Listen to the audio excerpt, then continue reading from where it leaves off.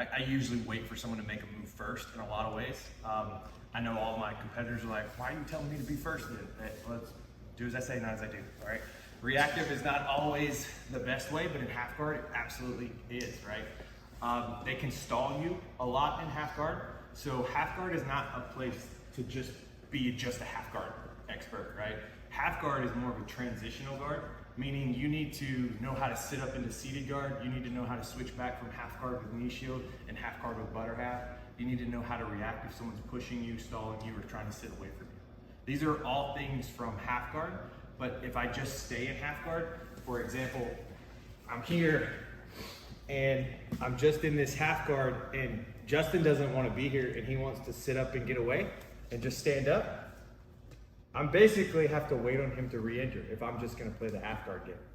But if he was to do something like that and I threw in this butter half and he goes to sit away, I can pull him back down and I can start playing a seated guard option, right? So half guard leads into seated guard and all these other guards, right? You have to know from, if I'm going to play half guard with a butter half, what that's going to give me versus with a knee shield, where I can start to attack when I need to go up into a seated position and when I need to play off my back.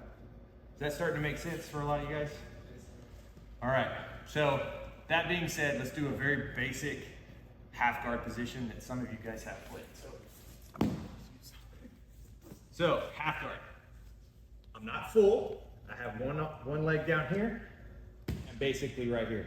I don't like to play this at all. This is dumb, right? You're always either gonna have in a knee shield or my particular favorite, butter half, which is a butterfly hook with a half guard. I like to play this because in my world, there's a lot of foot lockers. And I like to hide my feet from Olean fans and from foot lockers. So I'm ready now. Don't want anybody to see them, right? So that being said, from here, so what we're gonna play is gonna be more of a knee shield, right?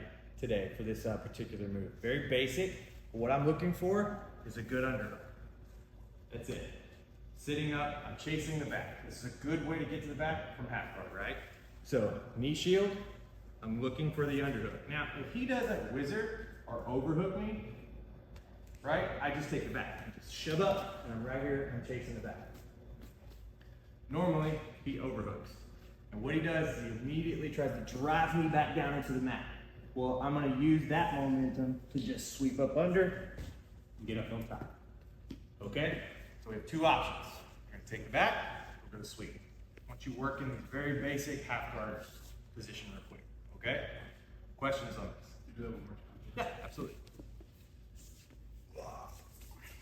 So, I've got my knee shield. What I'm gonna decide to do, I'm gonna kick through and I'm gonna start my underhook. So what I can do here is typically start trying to pull through, and if he doesn't have this overhook, I can start coming to the back. I'm playing this, you know, trying to get seated. But he throws the overhook in. So when that overhook comes in, what he's gonna do is he's just trying to shove me to the mat, right? And keep me from taking his back and keeping me from sitting up and trying to get a hold of his legs. Ultimately, this is what I'm gonna do, right?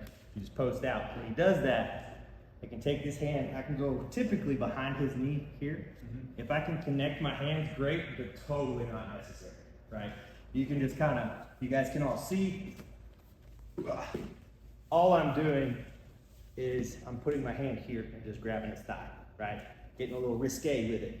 But as he shoves me down, I can literally just go down to my shoulder and just slowly roll out, right? Use his momentum, right back up the top.